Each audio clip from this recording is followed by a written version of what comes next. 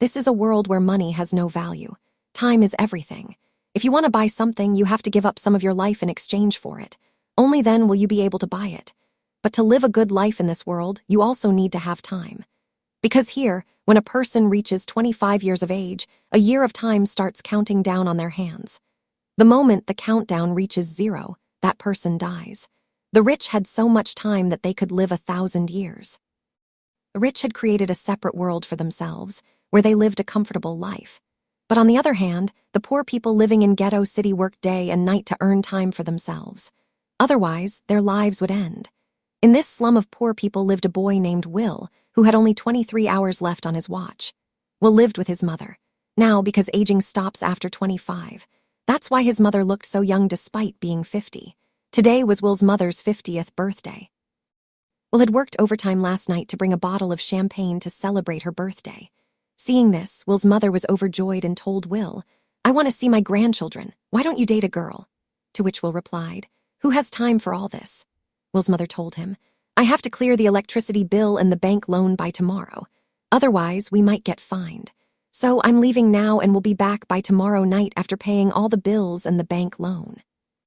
She said, "I only have 3 days. Paying off the electricity bill and the bank loan will take up almost all of my time. So be sure to wait for me at the bus stop tomorrow evening so I can take some time with you before I run out." Will replied, "Okay, I'll be there on time."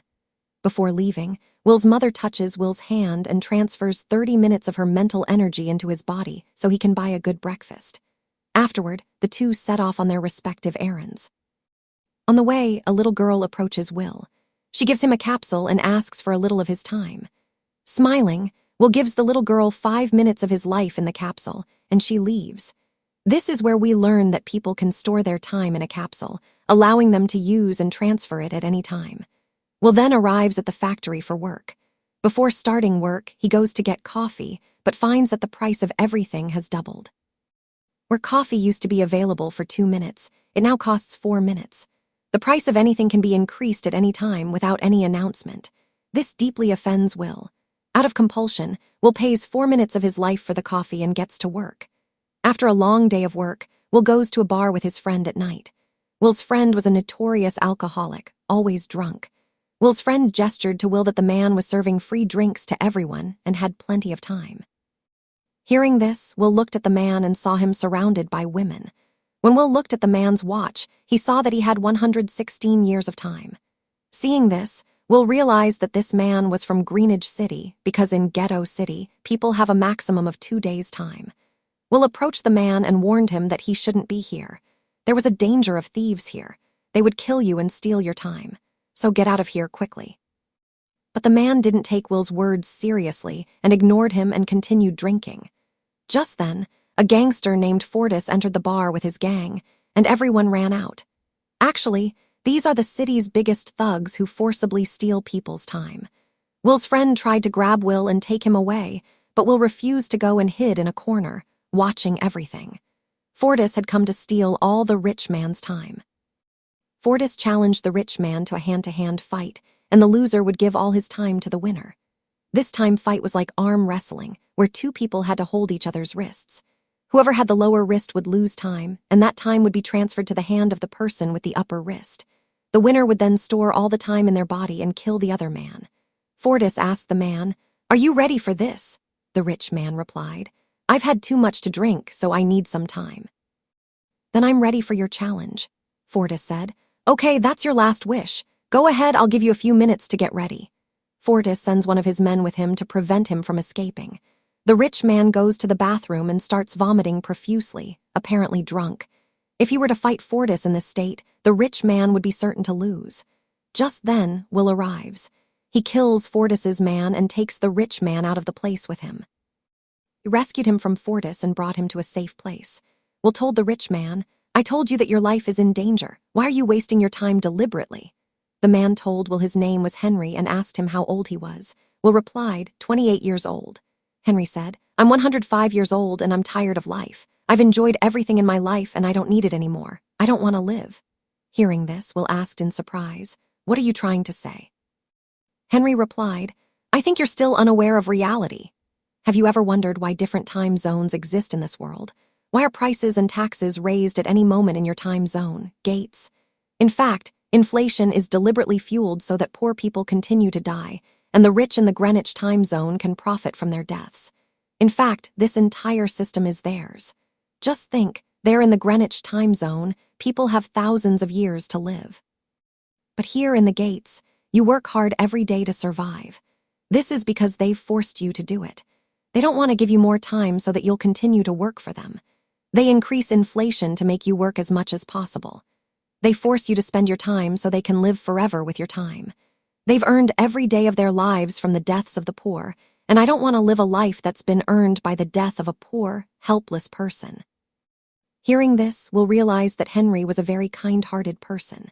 Henry further asked Will, "If you had as much time as I do, what would you do?" Will smiled and said, "First of all, I would stop constantly checking the time, because even then Will only has 18 hours. He constantly checks his watch before going to bed, after going to bed, and while eating, because he's afraid he'll run out of time and die." Will says, "My mom works very hard to manage the house. If I had as much time as you, I would buy my mom a nice house in Greenwich City, and we would both live happily there." Will then tells Henry, "We have to stay here tonight. The danger will be over by morning. Then you can go back to your house." After this, they both fall asleep. In the morning, Henry awakens to find Will still asleep. He goes to Will and transfers all his time to him, leaving him with only a few minutes to spare. When Will awakens, he sees that Henry has left. As usual, Will glances at his watch. 116 years have already been added to Will's clock. His eyes widen, realizing he's still asleep and dreaming. Just then, Will glances at a window that reads, "Don't waste my time." He realizes that Henry has given me all his time. Just then, Will sees Henry sitting on the edge of a bridge. Will quickly runs to Henry, but it's too late, as Henry has only seconds left. A short while later, he falls from the bridge into the water, dying. Will is deeply saddened by Henry's death. He now has 116 years of life left, and he realizes that if he stays here, people will think he killed Henry. Will quickly goes to his friend. His friend is shocked to see Will's time in his hands. Will then gives his friend 10 years for the sake of friendship. Seeing this, Will's friend sincerely thanks him. Will says, "Staying here is no longer right for me because, given the vast amount of time, anyone could kill me for taking away my time. Now I can buy a nice house for my mother in Greenwich City and live a safe life there." Will then says goodbye to his friend and leaves, heading straight to the bus stop where he waited for his mother. 2 days ago, his mother had told him she would arrive there after paying off her electricity bill and bank loan. Meanwhile, Will's mother, after paying off all her loans and bills, boarded a bus to return home. Only then did she discover that the price of bus tickets had doubled in a single day. Previously, the price of a ticket had been $1,000. The bus used to take an hour, but now it had taken 2 hours. Seeing this, Will's mother became extremely worried, as she only had an hour and a half left. Will's mother pleaded with the bus driver, saying, "My son will give her the remaining time at the next stop." But the driver flatly refused, saying, "If you don't have time, then you should walk." However, Will's mother knew that the next bus stop was very far away. Even if she walked, it would take 2 hours. There were many passengers on the bus at the time. Will's mother pleaded with them, but no one helped her. Just then, the bus pulled away. Will's mother, Rachel, didn't have much time left, so she began running home.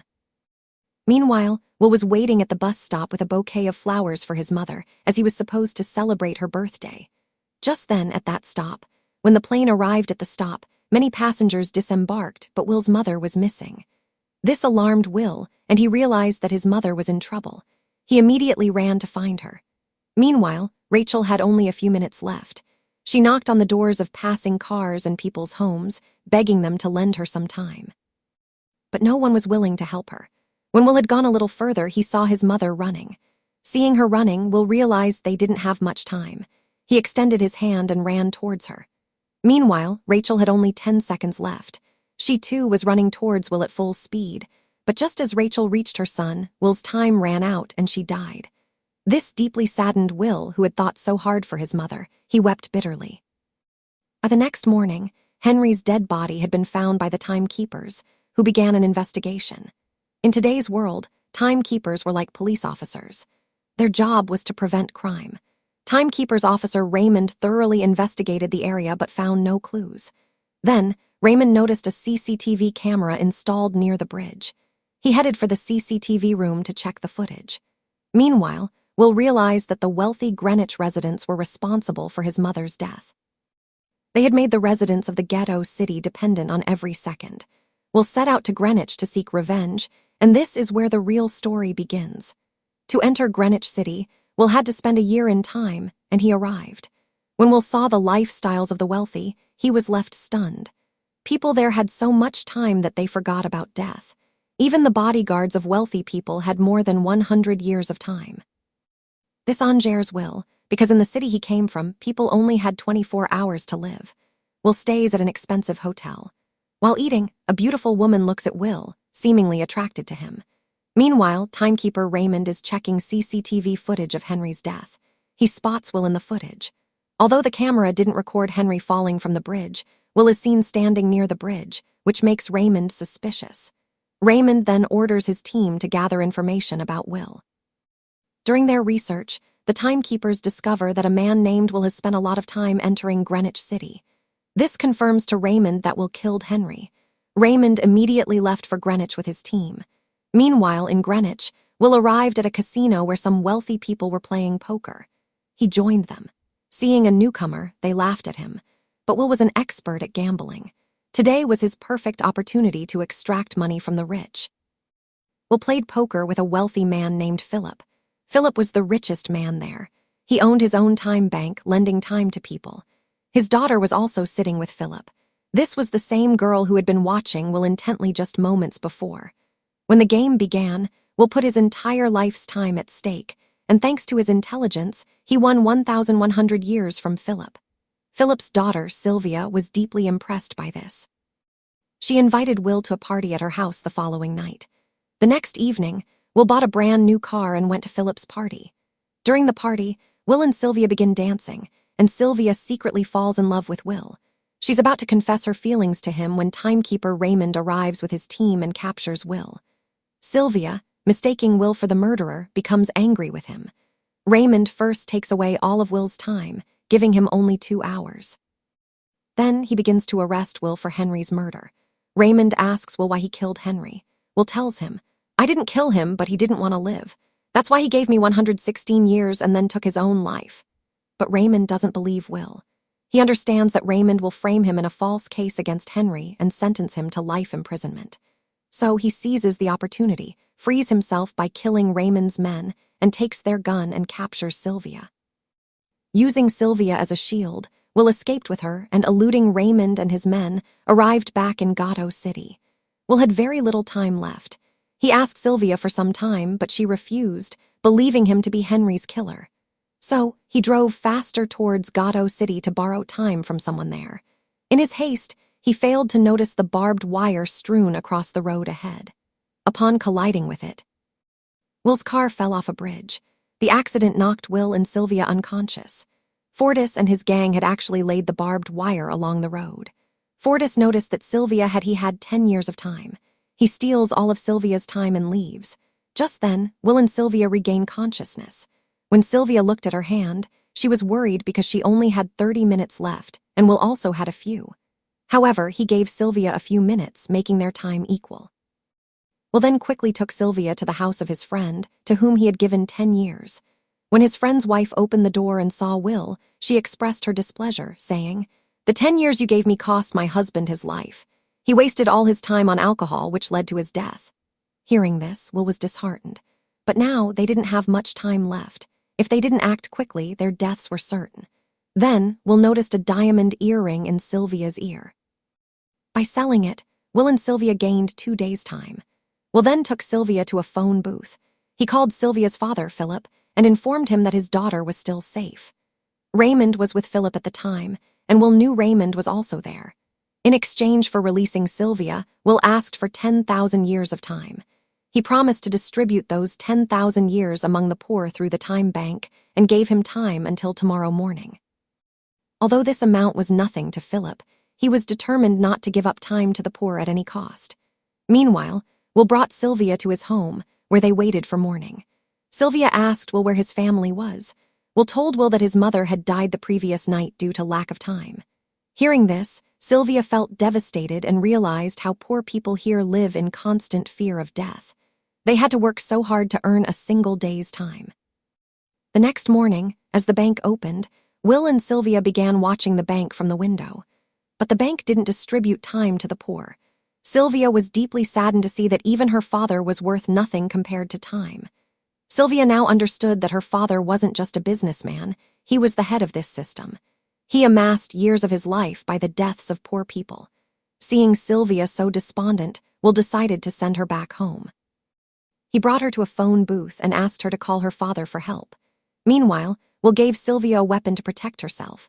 While Sylvia was on the phone with her father, the timekeeper, Raymond, sneaked in and pointed a gun at Will. Raymond was about to shoot Will when Sylvia saw him and in panic shot him. Seeing this, Will panicked and rushed to Raymond's side. However, the bullet grazed Raymond's hand, leaving him bleeding profusely. Will checked Raymond's watch. Raymond had only 2 hours left. Fact, even the timekeepers received a day's salary. Will realized that by the time his team reached Raymond, he would have bled to death. So Will gave Raymond 2 hours and left with Raymond's car. By shooting Raymond, Sylvia had also been placed on the crime list. However, Will told Sylvia that she could escape. But in Greenwich, Sylvia's life was like a caged bird. Her father, Philip, had imposed many restrictions on her. But here, she felt a sense of freedom, as she was the master of her own will. Sylvia realized that injustice was being done to people there. Now, she joined Will in helping the poor secure their rights. Together, Will and Sylvia began robbing the rich. Sylvia, who knew every nook and cranny of Greenwich City, hatched a plan to steal time capsules from banks and distribute them among the poor. Sylvia first robbed several of her father Philip's banks, as Philip had collected all the time capsules from the deaths of the poor. They packed all the time capsules from the vaults into a bag and fled, distributing them among the poor. After such a massive heist, the government was fed up with them. Therefore, the government placed a 10-year time bounty on their heads. Upon hearing this news, gangster Fortis began searching for them like a dog. But Will and Sylvia kept changing their hideouts daily, making them undetectable.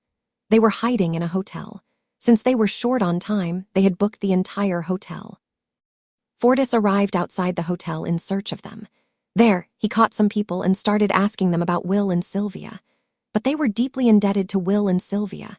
They were willing to die, but not to reveal Will and Sylvia's whereabouts. However, when Fortis pressured them, one of them, fearing death, told Fortis the location of the hotel where Will and Sylvia were hiding. Fortis immediately arrived with his gang and captured them. It was now impossible for Will and Sylvia to escape.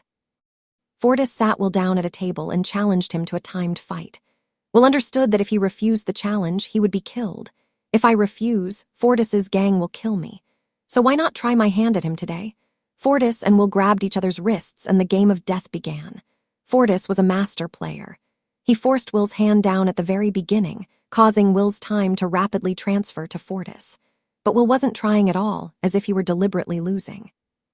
But with only 3 to 4 seconds left, Will displayed his power and with one blow, forced Fortis's hand down. Fortis's eyes widened. He was trying with all his might to raise his hand, but Will's strength had weakened him. Seeing this, Fortis's men focused on Fortis's watch. Now their boss was about to die.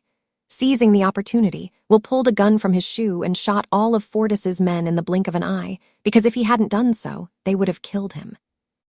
With that, Fortis's time went to 0, and he was also killed. Will and Sylvia quickly escaped. Meanwhile, they discovered that the rich had turned the tables. All the time Will and Sylvia had distributed to the poor was now worth nothing because the rich had multiplied the rate of inflation. Seeing this, Will felt defeated and believed he would never be able to give the poor their due. He told Sylvia that it was all over. Even if he distributed 1,000 years, the rich would only increase inflation further, making the situation impossible for the people. Sylvia insisted there must be a way. Will replied, "We'll have to steal millions of years and give them to these people. Only then can we control inflation." Although this wasn't easy, Sylvia had a plan. The next morning, when Philip arrived at the office with his bodyguards, Sylvia arrived and told her father that she wanted to surrender. All the guards then pointed their guns at Sylvia. But just then, Will, hiding in the guardhouse, arrived from behind. He holds a gun to Philip's head and forces him to open the locker door. Will and Sylvia steal a time capsule from Philip's locker, containing 1 million years of time. Each year in this time capsule came from the deaths of the poor. Will and Sylvia flee with the capsule. Raymond, upon learning of this, immediately pursues Will and Sylvia. Looking at his watch, he realizes he has less than an hour left. He calls headquarters and demands that they send him his salary in the capsule. "I'm running out of time," he says. But before he can transfer the time from the capsule to his body, he spots Will's car and pursues them without transferring the time from the capsule to his body. Because if the poor were to receive those 1 million years, every person in the ghetto time zone would become immortal, and the entire system created by the rich would collapse. Raymond tries his best to catch Will and Sylvia, but he can't stop them. Will and Sylvia tricked Raymond into coming to Ghetto City and handed the time capsule to a little girl. They knew Raymond would come after them, so they left the city and went to a secluded spot. There, they had distributed millions of years among the people of Ghetto, making them immortal. But they themselves had very little time left. Unfortunately, Raymond caught them at that very moment. Raymond threatened Will, saying, "If you love your life, return all the time you stole." Will then showed him the time on his watch. Will and Sylvia had only a few minutes left.